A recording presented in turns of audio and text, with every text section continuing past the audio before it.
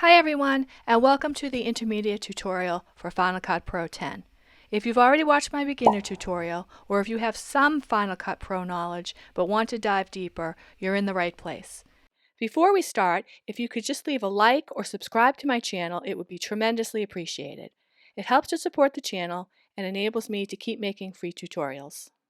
In this tutorial, I'll be explaining in depth all of the icons and menus. After watching this video, you'll be able to produce creative, professional-looking videos utilizing all of the powerful tools that Final Cut Pro has to offer. So without further ado, let's begin. So here we are in Final Cut Pro. I've already imported my video clips and created a project. And if you don't know how to do this, you can go back and watch the beginner Final Cut Pro tutorial that's on this channel. So I'm just going to open this project, and I've already added some clips. If you want to take the entire clip, you would go like that and use W to enter it at the playhead. Or if you just want to add a part of a clip, you're going to use I for the in point and O for the out point, and then enter it that way. You can use E to enter the clip at the end of the timeline. I'm going to discuss these icons up here. This is where your clips are stored. This will show you all clips or a bunch of other options.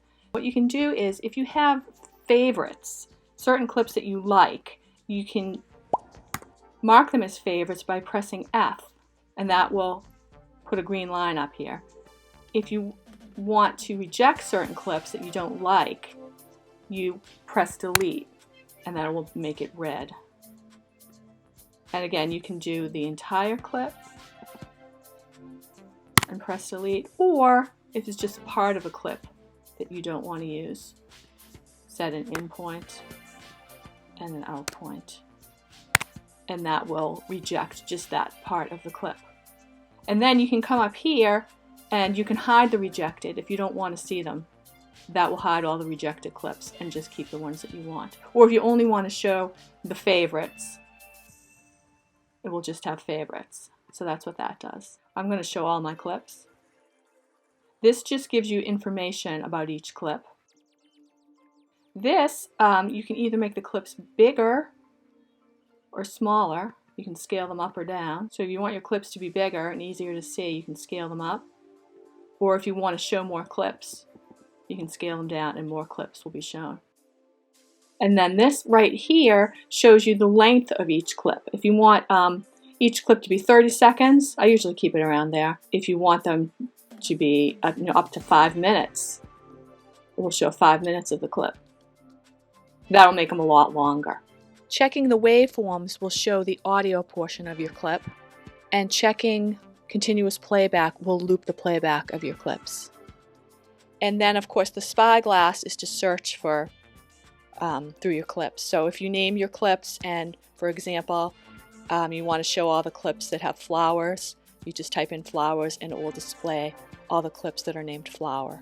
This just tells you the resolution and the frame rate. This right here is the name of your video. This number right here shows the percentage of what's being shown in the viewer window. You can have it fit, or if you want to see closer up, you can press a higher number and it will zoom in. And then when you zoom in, because you're not seeing the entire frame on the viewer, you can use this little red box here to move it around. It zooms up to 150%, but I still want to see what's over in this corner here, so I just drag the red part and move it over. Go back to fit. Now this view menu I touched on in the beginner tutorial, and I talked about Proxy versus optimized media and how it's easier to edit with Proxy. What else is important here is video scopes. This is helpful when you're want to see the colors or the exposure.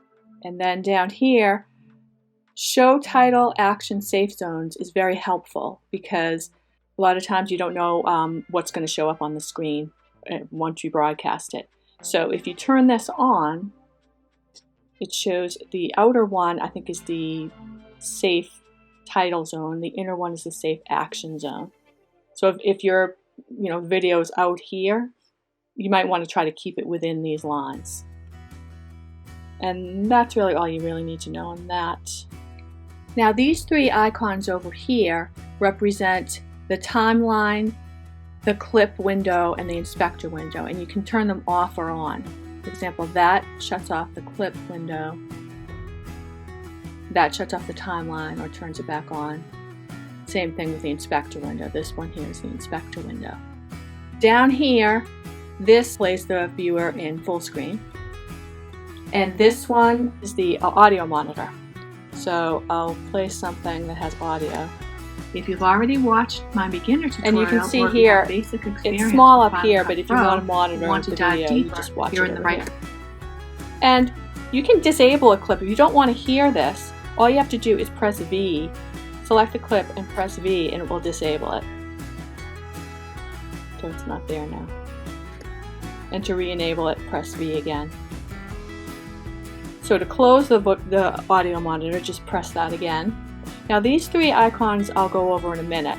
I want to focus on the timeline right now. This is my project name. I named it Flowers and Fauna. If I press this little arrow, you can duplicate the project if you wanted to create it again and just make some changes to it. You can reveal the project in the browser. You can look at the project properties, and that will just tell you information about the project. Like for example, this is 4K video, 30 frames, well 29.97, but 30 frames. And then it just gives you names and other information. And then you can close it. But I'll open it up again. And now over here, I don't use index. I've never used index or any of these things. So I'm not really going to, I don't find them important, so I'm not going to go over them. Except for this one right here. You can either have video or audio only. That's if you wanted to just take the video from a clip and pull it down into your timeline. Like for example, if I was just going to take a bunch of cutaway shots and I didn't want the audio, I would just click video only, and then I could drag down just video. And it would only have the video and not the audio. Similarly, you could do the same thing and just take the audio from something. And let's say if I was going to take the audio from that, let's see what that would look like if I brought it down. Press Q. Just the audio shows. So that's what that does. Clicking the wrong one. I'll put it back to all, and I'll get rid of these. This one is an important one. This shows you how you can move things around in the timeline. I normally have it on select, the pointer one, and then that allows you to pick things up and move them around. If you chose trim, that is for when you want to make trims in your timeline. Position allows you to make the magnetic timeline non-magnetic. So normally if you had it on select and you pulled this clip out, everything snaps back. Sometimes you don't want to do that. Sometimes you want to leave a gap. So the way you can do that is to go to position, or P, press that, and then when you pull up this clip, it leaves a gap. And that is helpful for when you're doing a music video and you have everything on the beat. Or there are other reasons you might want to do that too, that you might not want the whole timeline to snap back down. Range selection is good if you want to select the range of your clip. You choose that or press R, and then you can just do that and delete if you want to. Blade is another good feature. That's if you just want to make cuts here or there. For example, say in this clip I wanted to cut right there, and make another cut right there, another cut right there, and it changes it to a pair of scissors. Zoom, when you want to zoom in on your timeline. And then hand, just when you just want to move around. So that's what that menu does. Now I'll talk about these icons over here. I'm not going to go over these ones right now, but what are important is the transitions and the video effects. I went over transitions a little bit in the beginner tutorial. What you can do is you can show all of them, or they're grouped by category. for example, blurs, dissolves, objects, and so on. I'll just show you a couple of these. Dissolve is probably the ones that's used most often. You can do a cross dissolve between two video clips. Or divide is pretty cool. Drag that over.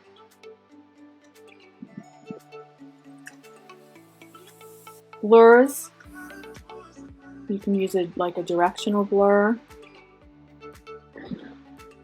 or a zoom blur. Okay, I'm going to make this bigger so you can see better. And I just want to show you a few other of the more noteworthy ones. Bloom.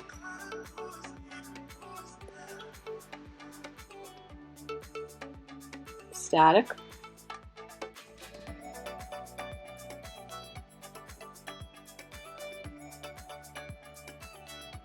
Objects are good. Running out of. Okay. The reason it's going slow is because I haven't let them render out. It takes a while, and in the background render, it shows you up here in this little clock here, the background render. I'll click on that. Now it's 17%. I just threw a bunch of different transitions in there. It's taken a while to render. Video effects are also broken down by category. And there's lots of different ones you can choose from. The basics. You could take negative and put it on a video clip, and it makes it a negative. You could change the parameters of that, or select it, and go up here, and it will show you there's the negative effect. You can change the amount. That brings it back to regular. Under distortion, there's earthquake. Drag that over here, a little like an earthquake. And if you want to change the parameters in that, again, go up here to earthquake. You can make it more or less. You can also change the epicenter of it on the X or Y axis. Here's the center. You can either drag it on screen, or you can use these controls over here to change the x-axis, x-axis, left or right, and the y-axis up or down. You could do comic looks, basic comic, drag that over, and that makes it look like a comic book. Light, you can add bokeh, which adds like little soft effects. A lot of times they use that in weddings or whatever. And then masks is a good one. You can add a vignette mask. I'll drag that over. And it makes a nice, like dark vignette around it. And on that, you can change the size of the vignette, make it bigger or smaller, make the fall off bigger or smaller. And again, changing the center either on the x-axis, left and right, or the y-axis, up and down. Here's what it sounds like. You've already watched my beginner. If I wanted to change this to a different voice, like for an example, monster, drag that over. Sounds like this. This will be an intermediate tutorial. Undo that. Let's try robot. This will be an intermediate tutorial for Final Cut Pro. Okay. And there's a lot of other things you can do too. You can do the echo. This will be an intermediate tutorial for Final Cut Pro. So there's a lot of cool effects you can use there. Using the inspector window. In video editing, it's all about layering. So when you bring your clips down into the timeline, you can layer them on top of one another, and all that's going to show, or all that's going to play back, is what's on the top. So as you can see, I'll play this, playing that, and then it's going to go to this top clip, which is the boat. If I shorten that, it goes to that. It's like steps. And then once that's no longer the top clip, it goes to that. Okay. So what you can do is blend modes will blend whatever's on the top with what's underneath it. So over here in compositing, it's on a normal blend mode right now, and the opacity is 100%. If I was to make that lighter, it would show through what's underneath. And that's a cool effect to have. And there's all different blend modes you can use. This is a whole, I could do a tutorial just on this. For example, darken will just show the darker parts of the clip. Lighten will take the lighter parts of both clips. Hard light, it gives you all different kinds of effects. Pin light. Behind will take what's behind the top clip. So that's compositing. Transform, this is what you can do with your clips in transform. You can scale your clip up to zoom in or down. You can rotate your clip. You can change the position of your clip using the X or the Y axis. Obviously, X goes left to right. And to do that, you just click on it. What I'm doing is on my trackpad, I'm clicking and I'm dragging. Clicking and dragging to one side or the opposite direction. I drag to the other side. So that's at a position of -380. And then same thing on the Y axis. I click it and I can drag it up or drag it down. Or you could just type in the number. I want to type in, say, 180. That will bring it to a position of 180 on the Y-axis. Distort, it's about the edges of the video clip. So I'll select this one, X, I'll drag the bottom left and see what happens. So you see it's bringing that X axis. And then you could take the top and drag this up here. It's distorting it. And sometimes that's good because it makes it look like it's kind of three-dimensional, I guess. So that's what distort does. And then crop, I can crop off the left. Crop off the right. And the top or the bottom. In the color menu, you have color, saturation, and exposure. And these circles here represent different things. This is the global tool. So if I take this circle and I drag it up under exposure, it's going to make everything lighter globally. Or I could bring it down and it will make everything darker globally. If I choose this right here, this is the shadows. So by dragging this circle down, the shadows will get darker, or the shadows will get lighter. You'll see the dark areas of the frame will get either darker or lighter. Then the shadows are a little bit darker. This is the midtones of the frame. And this circle represents the highlights of the frame. So I can make the highlights brighter, or I can make the highlights darker. Same thing for saturation. Global saturation will make everything more saturated, more intense. If I want to saturate just the shadows, I'll bring that down. If I want to saturate the highlights, I'll bring that up. Now color, this will be the global, this is shadows, this is midtones, and this is highlights.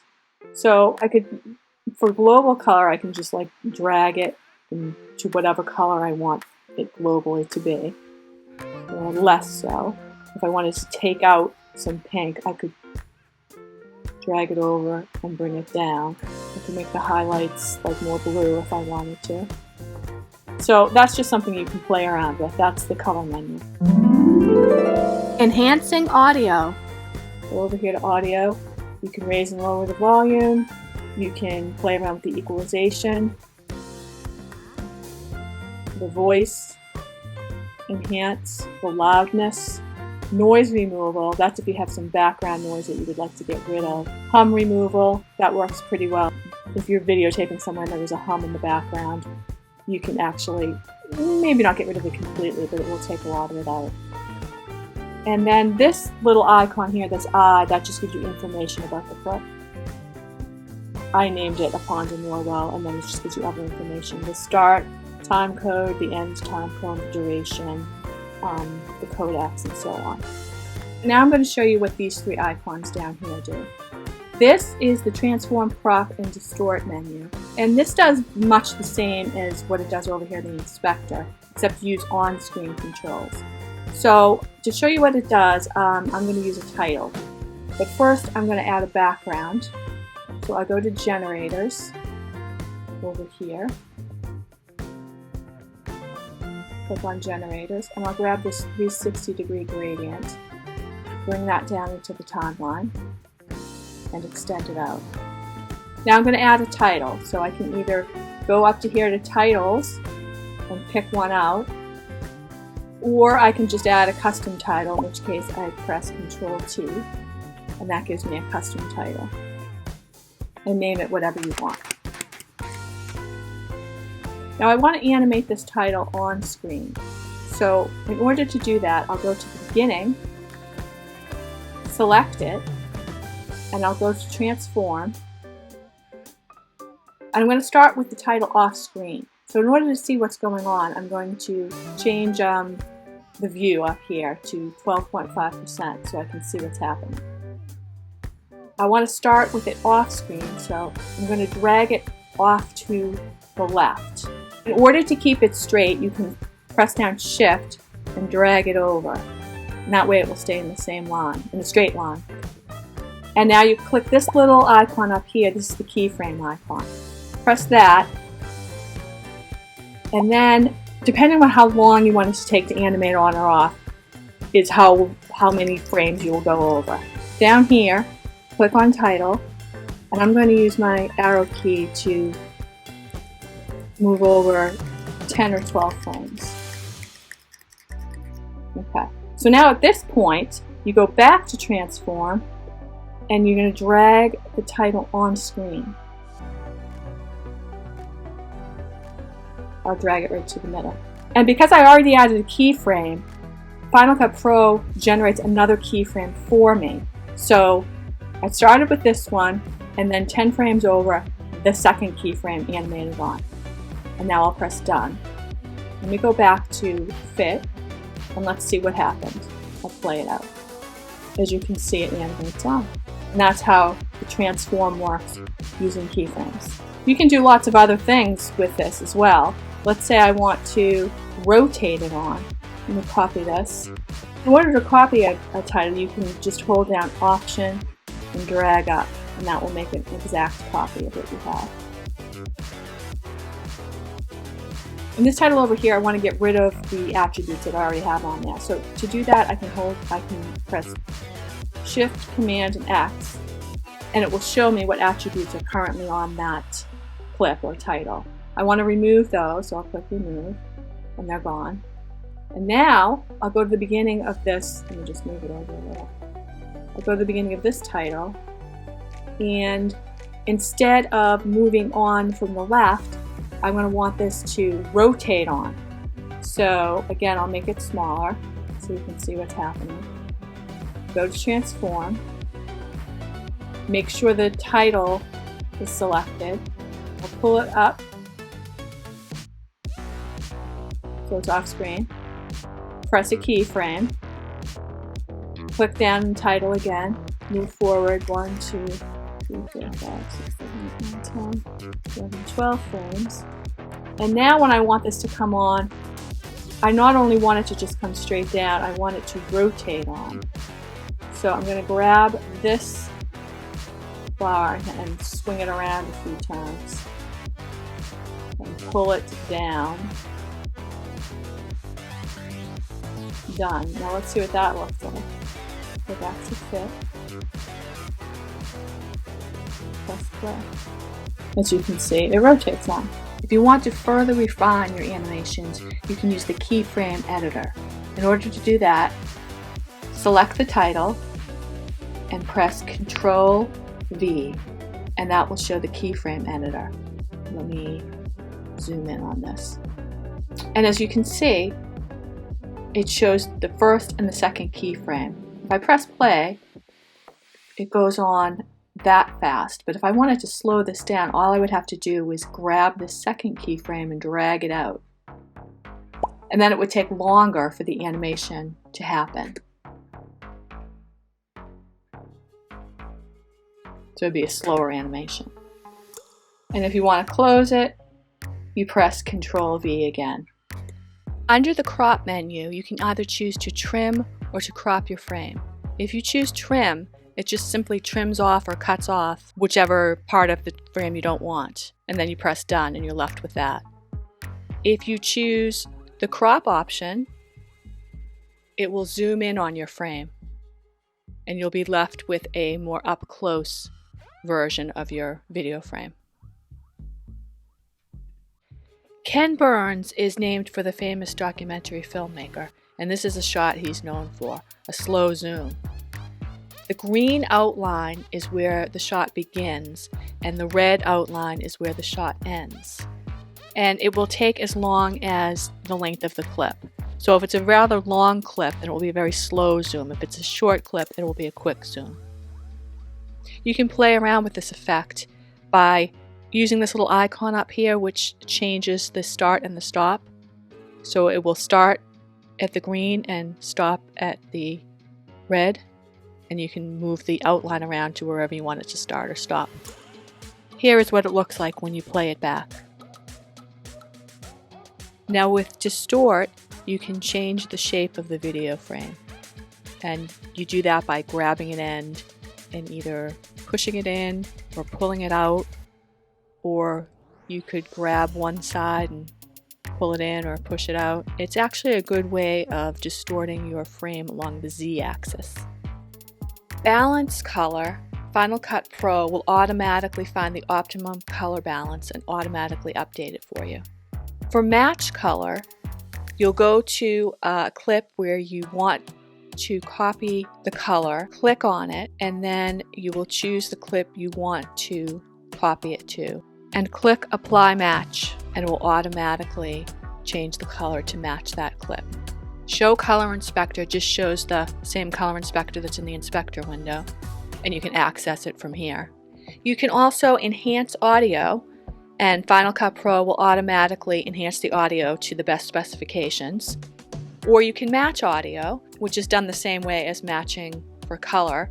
Choose a clip and then apply that to a new clip, and it will take the audio from the clip that you chose and match it to whatever clip you choose. Next we have the retiming menu, and under that you have a lot of different options. You can slow things down into slow motion, and you can slow it either by 50%, 25%, or 10%.